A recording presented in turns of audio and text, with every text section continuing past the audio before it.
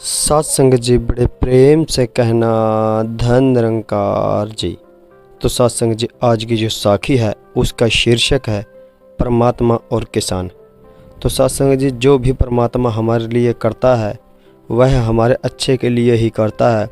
बस हमारे मन के बीच ही एक शंका होती है कि अगर दुख आ जाए तो हम परमात्मा का शुक्रिया नहीं करते और सुख आ जाए तो हम परमात्मा को याद नहीं करते। इसलिए सत्संग जी जो भी परमात्मा करता है वह अच्छे के लिए करता है। अगर वो सुख दे रहा है तो भी हमें मुबारक है, अगर वो दुख दे रहा है तो भी इसका शुक्रिया ही करना चाहिए। तो आज दास एक साखी के माध्यम से आप सभी को ये कहानी पढ़कर सुना रहा है। आप सभी संतों के चरणों में अरदास है इसे लास्ट तक ज़रूर सुने। और जो भी संत महात्मा दास के चैनल पर पहली बार हैं तो इस चैनल को सब्सक्राइब करें। एक बार एक किसान परमात्मा से बड़ा नाराज हो गया। कभी बाढ़ आ जाए, कभी सूखा पड़ जाए तो कभी बहुत तेज धूप आ जाए और कभी ओले पड़ जाए। हर बार कुछ न कुछ कारण से उसकी फसल थोड़ी खराब हो जाए। एक दिन बड़ा तंग आकर उसने परमात्मा से कहा, देखिए प्रभु, आप परमात्मा हैं लेकिन लगता है आपको खेती बाड़ी की ज़्यादा जानकारी नहीं है। मैं आपसे एक प्रार्थना करता हूँ, आप एक साल मुझे मौका दीजिए। जैसा मैं चाहूँ वैसा मौसम हो, फिर आप देखना मैं कैसे अन्न के भंडार भर दूँगा। परमात्मा मुस्कुराए और कहा, ठीक है, जैसा तुम कहोगे वैसा ही मौसम मैं दूंगा, मैं दखल नहीं करूंगा। किसान ने गेहूं की फसल बोई। जब धूप चाही तब धूप मिली, जब पानी चाहा तब पानी मिला। ओले बाढ़ आंधी तो उसने आने ही नहीं दिए। समय के साथ साथ फसल बढ़ी और किसान की खुशी भी, क्योंकि ऐसी फसल तो आज तक नहीं हुई थी। किसान ने मन ही मन सोचा, अब पता चलेगा परमात्मा को कि फसल कैसे करते हैं। बेकार ही इतने वर्ष हम किसानों को परेशान करते रहे।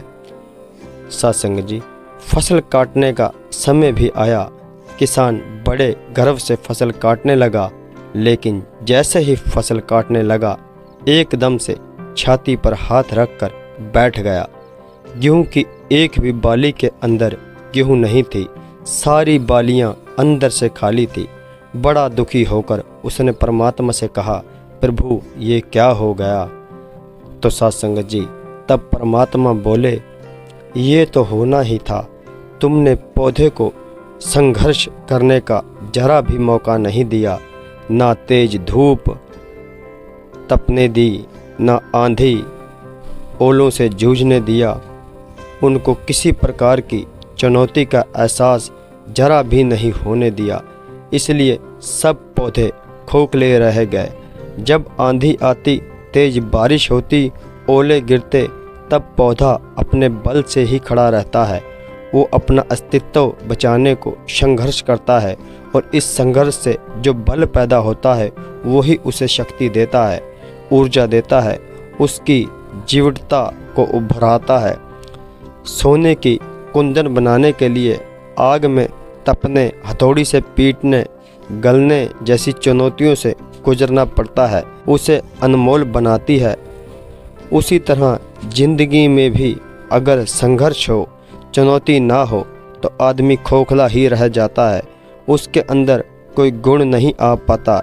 ये चुनौतियां ही जो आदमी रूपी तलवार को धार देती हैं, उसे सशक्त और प्रखर बनाती हैं। अगर प्रतिभाशाली बनना है तो चुनौतियों को तो स्वीकार करना ही पड़ेगा, अन्यथा हम खोखले ही रह जाएंगे। तो सत्संग जी अगर ज़िंदगी में प्रखर बनना है, प्रतिभाशाली बनना है तो संघर्ष और चुनौतियों का सामना तो करना ही पड़ेगा। प्यार से कहना धन निरंकार जी।